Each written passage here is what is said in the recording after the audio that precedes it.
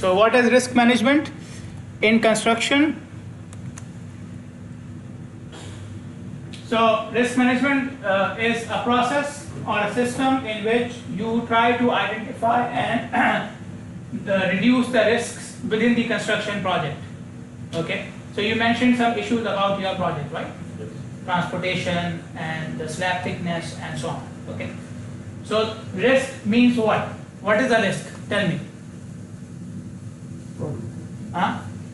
A problem, okay, a potential problem. Like you are driving a car. So a potential problem is what? What can happen wrong with you? An accident. Or what else? Anything else? Your car breaks down. Okay? You get stuck in traffic jam. Okay? And so on. These are all what? Risks. Okay? So when you are going out of your house, okay, when you start your car, you hear some noise which was not coming earlier. Okay? So maybe there's a problem. Okay? So there's a risk. If you go on and the car is moving, if you go on with that, there is a risk that it may stop suddenly on the road, right? Or something worse can happen with it. Okay? So risk is a potential problem. So in risk management, we try to identify these problems which can go wrong during the construction project. Okay? Some problem with the transportation of the material, some problem with the design. You mentioned some problems in your project as well. What were the problems? Management issues, communication with the team members, bank going bankrupt. Like how does a bank go bankrupt? Okay. So these are what? All risks, potential problems which may happen. Okay. So in risk management, you try to identify these problems in advance. Try to avoid them. Prepare a plan for them. Okay. Like I gave the example of the car. Some people who are very fond of their cars, they do what? Every weekend, the car goes to the mechanic. Check it. Just check it. I have too much money, no problem. The car should not stop. There. Okay. I don't know if it happens there or not. Probably not. But in Pakistan, the night of the weekend, the busiest night for the mechanics. The night. They work at night on weekend. Okay. Because people will come in the evening, they will give them their cars and bikes. I'll take it tomorrow morning. Check it, fix it, whatever. Okay? So the car is moving, the car is running, no problem with it. Okay? But there's a risk something can happen. Okay? I had a friend in Saudi Arabia. He used to take his car for Umrah from Dammam, Khubur. Okay? So you know it's a 10-12 hours drive. Okay? So before the drive and after the drive, you go to the mechanic and he will say, okay, check the oil and check the everything, the tires and everything. Okay? So this is part of what? This is part of risk management. Going regularly to the mechanic is a part of risk management. Okay, you identify that I have used my car for so long, something bad can happen. Okay, let me change the oil and check the tires and so on. Okay, so this is part of risk management. So doing it in advance for construction projects is construction risk management. Okay, and when you identify any potential risk, then you prepare a plan how to deal with it, how to avoid it and how to deal with it. Okay, we already mentioned that they had a budget of 600,000, right? And they are keeping at what? 700,000. This is part of risk management. Something bad can happen. Okay, have 100,000 in spare. Okay, so what are the risks a construction project can have? Some of, I think, yeah, 3 of them we already mentioned. Okay, financial, the bank going bankrupt. Contractual, communication problem, that's a contractual problem. Okay, there was, I think, I don't know which one, but somebody said something about the change in design as well. Okay. Huh? They design the beams. Yeah, the beams. Okay. So operational problems happening on the site, and environmental concerns. You mentioned environmental concerns, right? Environmental issues. So these are different risks which a project can have, a construction project can have, and they can be because of internal sources or external sources. Okay, internal sources are people who are working on the project, okay, or the land or the material and so on. These are all internal sources, they are part of the project. External sources can be the government changes its policy, weather, okay, so these are external sources. Then you were asking about value engineering, right? Or you were asking, anyways. So value engineering is also called value analysis. And what does it mean? Again, it's an approach, it's a system providing necessary functions for the project at the lowest cost. So how I can make my project more cost effective, that is called as value engineering. How can I get the same work done with low cost? Important, okay? Still we have to do the same work. Okay, then I say, okay, I saved you 100,000 BD. But the work was for 2 stories, you build 1 story, obviously. You can save as much as you want. Huh? The same amount of work, but with less cost. Okay, so we are looking for, see, you can see here, this is the cost value. Value means the work, performance on the work, amount of work. Okay, usually what happens? You increase the amount of work, the cost is supposed to increase. More work, more cost. Okay, so usually low cost, low value. Okay, it's a gray area. Small projects are like this. A housing project, a villa, they are like this. Less work and less cost. Okay. Then we have high cost, low value. Okay, this is an inefficient project. You are giving more money for less work. Somebody scammed you. Okay. Somebody made a fool out of it. Okay. This is what it is. Then we have high cost, high value. You can see same color, right? Because this is normal. This is normal. This is also normal. More work, more cost, right? Normal. So normal, gray is normal. Okay. And then we have the value engineered project. More work, less cost. Okay. So value engineering is to be in this green zone. Okay. Most of the projects are in the, what do you call it, black zone. Okay. If you are in the blue zone, you made a mistake. Okay. If you are here, your project has more value than cost, which is good. Okay. Well done. How can I do it? I can replace some materials. I can replace some methods. Okay. For example, you may use recyclable materials.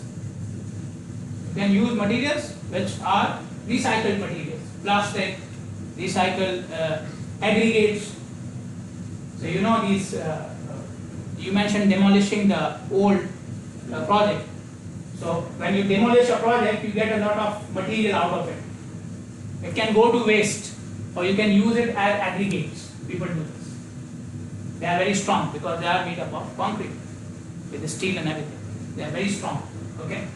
So and they are cheap because you already had it. Okay. Recycled materials, you can improve the methods. Okay. So the same work which is done by 10 people in 7 days, you can have one machine do it in 2 days. Okay. So the improvement in method can also save cost and time. Okay. And who said cost is time is money? You. Very good. Okay. And you can go for less expensive alternatives. I think already mentioned there are. Even when you go for equipment, there are equipments which are more cost effective. Okay, take the example of your phones. Some phones, they need more charging than the others. It will take more time to charge than the others. So they are less effective alternative, although they are doing the same job. Okay, and so on. Without sacrificing functionality, which I already mentioned. You can, so in value engineering, we only focus on the functions of different components of the buildings and their materials. Okay, we are focusing on the functions of different components of the building and their material. We don't focus on their physical attributes like the color, the texture. They are not important. So I am using recycled material which may not look as good as a new concrete wall, but is it giving me the same strength? Okay, fine. If it is, I'll go for it. Okay, so physical attributes are less important, technical attributes are more important. Okay, the functions and everything. Okay, so in value engineering, you start with information gathering. What do you need? Okay, what is available in the market? Then you do function analysis. What is the requirements of the project? What work I need to perform? Then you brainstorm, looking at the function and looking at the alternatives. Okay, brainstorming means you come together and think. You mentioned brainstorming for your term, for your project name, right? For your group name. That was brainstorming. Okay, thinking together.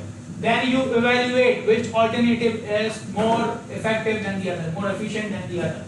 Okay, and then you develop your design and then you present it to the client. You are doing it in the design office. The client still has to approve it. Okay, clear? Got the idea? Okay. Did I leave anything? Yes. Okay. So now I mentioned in the last lecture as well, the technology is moving forward, right? It's moving forward very rapidly. Okay, and a very important part of it is AI. AI stands for what? AI stands for? Come on, you don't know the full form of AI? You guys are really backward. I thought I'm old. AI stands for what? Huh? Nobody knows. Artificial intelligence. You need it. You guys need it. Okay? AI stands for artificial intelligence. Okay? What is artificial intelligence? Trying to reproduce the functioning of a human brain through a machine. That is artificial intelligence. Okay? You heard about ChatGPT, right? And chatbots, right? Okay? But you don't know about artificial intelligence. What are those doing? Those chatbots and ChatGPT, and they are doing what? You ask them a question, they give you answer, right? Okay? Everybody knows that. Very good. Big yes. So that is artificial intelligence. This is how humans work, right? Not you, but like other humans. If I ask you a question, you don't answer. Very good. Okay. So if you need, like I said, you need ChatGPT. Okay. So an AI is an attempt to reproduce the functioning of a human brain through a machine. Okay, using mathematical formulations, you try to reproduce what a human brain would do in certain situations. Okay, like I gave the example of ChatGPT. You ask a question and what? Yes, I have it. So you ask a question, it gives you an answer. Okay, you say something, he returns something, and he says something in return, and so on and so forth. This is just one example. This is just one example. Okay, there are many other examples as well. Okay, so there are still people who believe that human brain is much more advanced than any machine, or what any machine can do, human brain can do better. Okay, well, it's a debate. I will not go into it, but the idea of artificial intelligence is this. Okay, so the human brain or the humans, they show intelligent behavior. When they are in danger, they do something to avoid the danger, right? Okay, when you ask something to them, if they know the answer, they try to respond. Okay, this is called intelligent behavior. Okay, animals don't do it, right? You keep on saying something to your cat, it will not respond, right? Okay, so humans depict intelligent behavior. They show something which is out of the functioning of their brain. Okay, so how can we make a computer do the same thing that a human being is doing? Okay, so you may have seen now robots which are playing football, right? And racing. Okay, and self-driven cars which can drive without drivers. Okay, so what is happening here? The same tasks which a human being was doing, now they are replacing the human being with a machine. They will do it and we will watch and be happy. Okay, how does it or where does it come in the field of civil engineering? Okay, so there are many problems in civil engineering which can be related to design, which can be related to construction. Some of the problems you already mentioned. Okay, so there are different problems which we have in the field of civil engineering, and these problems require decision making. If this happens, what should I do? If this happens, what should I do?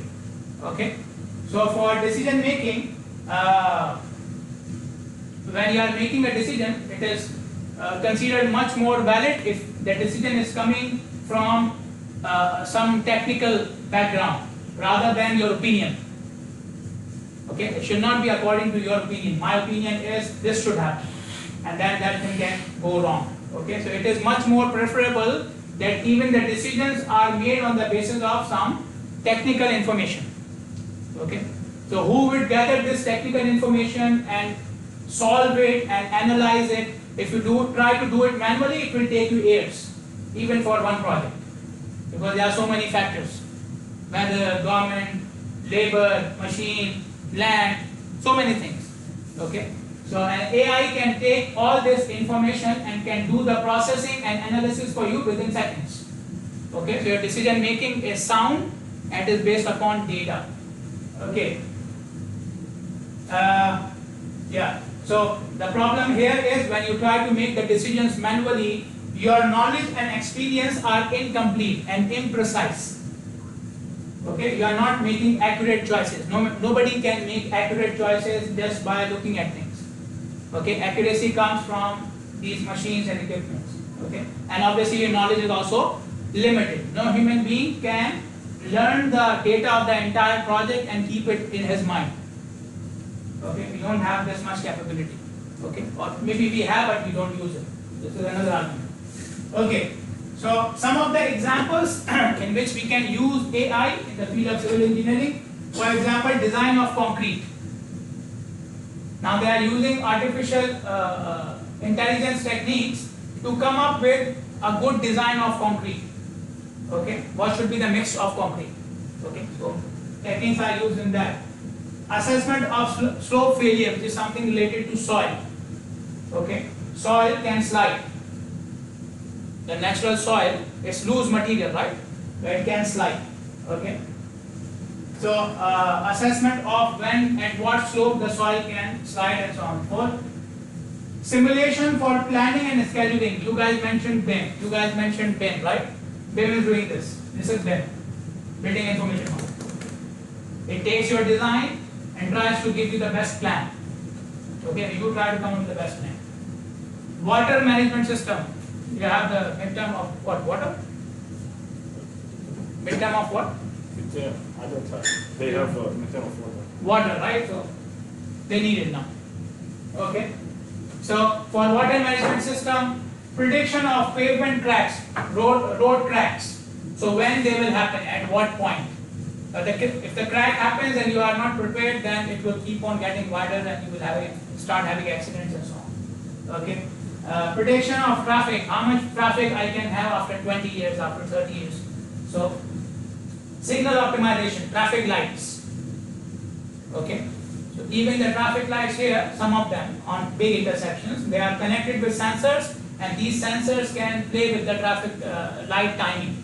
Okay. So these are some of the applications of AI in civil engineering. Okay, then I talked about this, smart mobility, which is another part of transportation, which is related to traffic as well. Okay. So smart mobility is a mixture of all these things. Okay. What is smart mobility? It's the same concept as value engineering. How can I meet the travel demand of the entire population with less number of trips, less number of vehicles? What is smart mobility? Allowing everybody to move, but at the same time reducing the cars on the road. That is smart mobility. Okay? So everybody has a chance to move if they want to, or they can fulfill their needs of travel. But at the same time, when they are doing this, I am reducing the number of vehicles on the road. How can I do this? For example, on-demand ride services. So I don't own a car. Okay, I have an on-demand, like online taxi service or something, and I just call that and it comes and I go with that, so I don't have my own car. Okay, so parking, there is no parking required for my car, and obviously if I am using this, then I will take many trips by walking as well because I don't have my car. Okay, so on-demand riding services, car sharing or carpooling, maybe some of you are using it. Okay, you come with somebody else. You have 2 or 3 people coming from the same street or same area. You share your car with each other and you come together. Some companies do it. Okay, people from the same area will pick them in the same van and so on. Okay, this is car sharing and carpooling. Okay, public transportation, obviously, instead of using 10 cars, you can all fit in one bus. Okay, autonomous vehicles and driverless cars. So again, driverless cars mean that more people will have chance to move even if they cannot drive. Autonomous means driverless car. Okay, an automatic car which will move by itself. Okay, so again you are providing more service to the users even if they don't have a license, they cannot drive and so on. Some of these are already in use in some states of USA. They are allowed, they are used. Some videos are available online. You can check them. There are services, apps available which only deal with driverless cars. Okay. A very important thing which is attached with smart mobility is ITS. ITS stands for Intelligent Transportation System. Okay. So a driverless car works on intelligent transportation system. It takes the data from the road and decides how to move. That's an intelligent transportation system.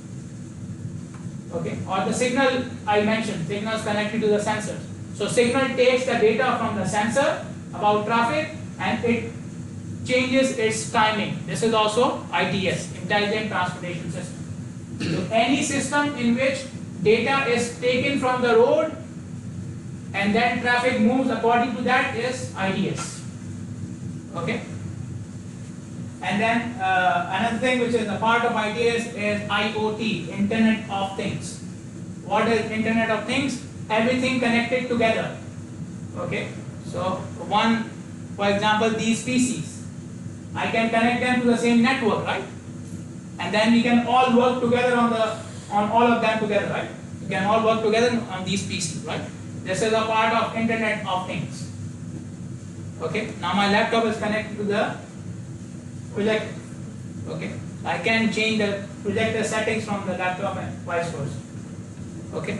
So this is Internet of Things. Internet of Things means devices are connected with each other and they are helping to, and they are working together. They're working together. Okay. Like I mentioned, the driverless car or the signals which are connected with the sensor. Okay. Already mentioned these things.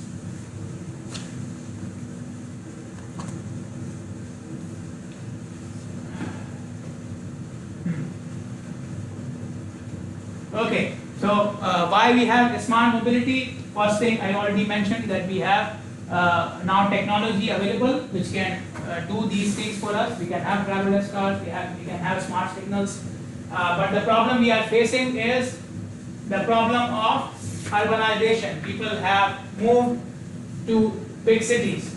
Okay, so in big cities we have a lot of traffic demand which you cannot manage on your own. Okay, so we have to take the help of technologies. Okay. So when people move to big cities, then it will increase the demand of energy, it will increase traffic, it will increase waste, it will increase pollution. Okay, so smart mobility is the solution to reduce all these effects. Okay, because transportation network affects all of them. Okay, just an example. For example, waste treatment. You may have seen the news a few days ago. There was a news that Bahrain is considering putting tracking devices with the dustbin, the waste bins, which you see on the street, the big bins. Okay, they put tracking devices with it. So whenever the bin is full, the vehicle will come and take the waste. Okay, so this is part of ITS. This is part of smart mobility. So it will not happen. The truck has come from the store all the way to the bin and the bin is empty. It will not happen. Okay, or the bin is full and the waste is overflowing on the road and there is no truck. Okay, so smart mobility will avoid these things. Okay, it will make sure the trip is only made when it is required. What are some of the benefits of smart mobility? It will reduce pollution. It will reduce the number of cars on the road. It will reduce noise pollution, air pollution. Okay, and reducing these things will improve the quality of life for everybody. Obviously, pollution affects everybody, even if you don't feel it. Okay, so it will improve the quality of life. It will reduce traffic on the road. It will also reduce the parking problems, because you are not owning the car. You are carpooling. You are using public transport. You are walking. So it will solve these problems as well. Okay. There are other topics as well. I will not go in their details. You can have a look. The slides are already uploaded on the Blackboard. Okay. Have a look at the topics. Have a look at the slides. Name of the topic and slides, and you can select whichever you like, and you can send me a message. You are fixed with your topic, right? Yes. Okay. The wastewater. Okay. Okay. Done. You want to present? Yes. Come.